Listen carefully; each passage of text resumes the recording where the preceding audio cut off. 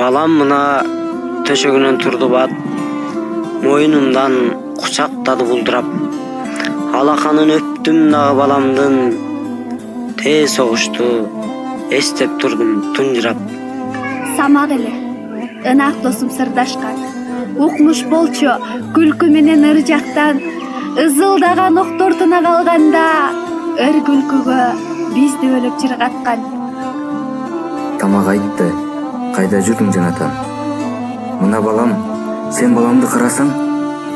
Ал бала эмес, турду кагаз үстүндө 5 манжалуу кичинекей алакан.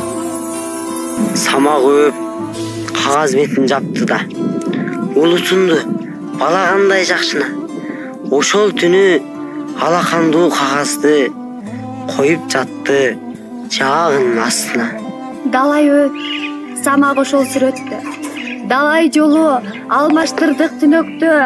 Бир кыштакка кирип бардык жоо сүрүп, дүкүлдөтүп, үмүтү жок жүрөктө. Бир короодо бала турат байлануу.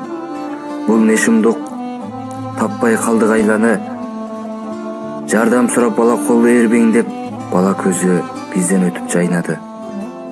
Баланы биз аң-таң калып карасак, баарыбыздан самак тура баласак, наристени бошотууга байлоодон аттап-буттап чуркап кетип баратат. Ыйлап турган ал балага таңылып, жеткен кезде атасындай сагынып, кара түтүн, боз топурак бурк этти, коюп койгон жоо минасы жарылып. Андан ары мен айта албай баратам. Айткан сайын жүрөгүмдү канатам. Экөө тең жок, жерде жатты бир гана куп-куу болгон кичинекей алакан. Согуш десе көз алдыма көрүнөт, ошондогу алаканы баланы.